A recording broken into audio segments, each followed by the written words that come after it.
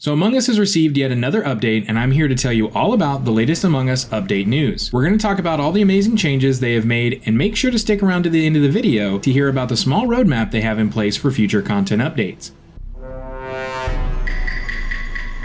Hey guys, I'm Sobi.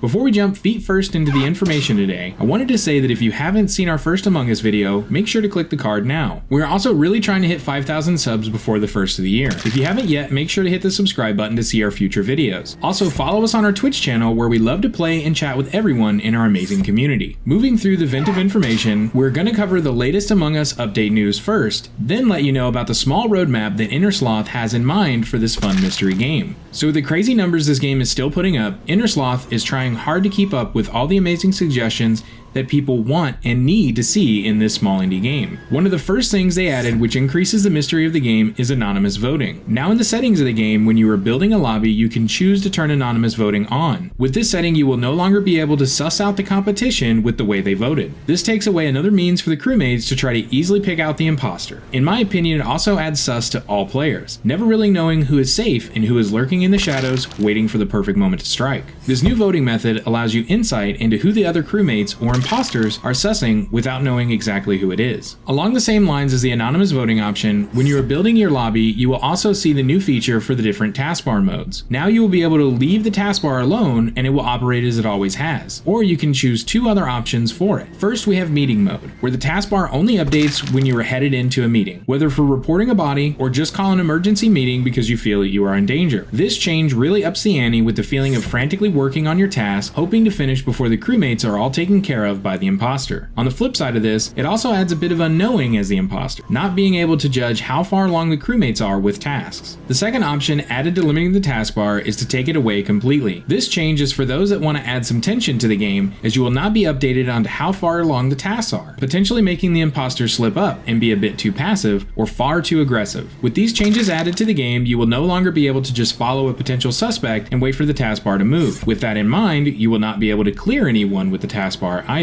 With some of the bigger additions out of the way comes a more specific update. On the mirror map, when you are a crewmate or imposter, when a comm sabotage happens, the security logs will also be cleared. This change takes away the crewmate's ability to see where people have been, kind of think of it as snow wiping away footprints on a cold winter's day. It allows imposters to hide where they have gone, making them sneakier than what they have ever been before on this map. In our last video, we talked about some changes Innersloth wanted to add to the game for colorblind support. Well, in this latest update, they have added the first bit of the support with adding symbols to the wires task. This is huge for the colorblind community, as it makes it easier to figure out where each wire is going. Now they just have to make sure that it works each time you access the wires task. Along with this, they have made it to where the cosmetics appear on the meeting screen, allowing you to get a good look at the competition and hopefully making it easier to pick out the perpetrator. You are no longer reliant on just the color of a character, but the chosen cosmetic might give you some insight as to who the imposter really is. With all the latest update news out of the way, let's take a look at the small roadmap for future updates that they have given us. First, and probably the most anticipated, is the addition of an account system, which is expected to be right around the corner in December. On our first video covering Among Us, we were overwhelmed with the amount of people that wanted this feature included into the game. Now we are happy to report that it is on its way. Along with this are going to be some key features to improve the community of Among Us. They are adding the report button that will hopefully keep the servers clean of toxicity and hacking. At first, this account system will be bare bones, but they are officially saying that we are going to have a friends list added to the game at a later date. This is huge for people who don't have a community of Among Us players to ask to play the game with. While we're on the topic of community, I wanted to take a second to remind everyone that our Discord link is always in the description. Since our last video, we have had a ton of people join who are always down to play a round of Among Us. The next big roadmap announcement is we are going to get another map to play on. Just as we had reported in our previous videos, this will be Henry Stickmin themed, and it has already been said to be the largest map to date. I personally feel they are making this map so big to support more than 10 player lobbies. Nothing is confirmed there, just a personal hunch. Some of the biggest news with this new map is that it's going to be a free update to all players, PC and mobile alike. We are excited to see the potential this map brings to the game. The final piece of the roadmap for now is that they are trying to be as inclusive as possible with adding more languages to the game. This adds the potential to have lobbies where everyone speaks the same language, thus making a better gaming experience. As you see, they are trying to appeal to the biggest community possible. Speaking of community, if you're still here with us and found anything interesting, please make sure to hit the like button, as it helps us grow and reach a broader audience, and we really do appreciate it. Again, we are trying to hit 5,000 subscribers before the end of the year. If you haven't already, make sure to hit the subscribe button to never miss a video from us again. Also, share this to a friend who might find these changes and potential changes interesting. Now we want to know, what are your thoughts on the new changes they have added into the game? What do you think about the small roadmap they have in front of them?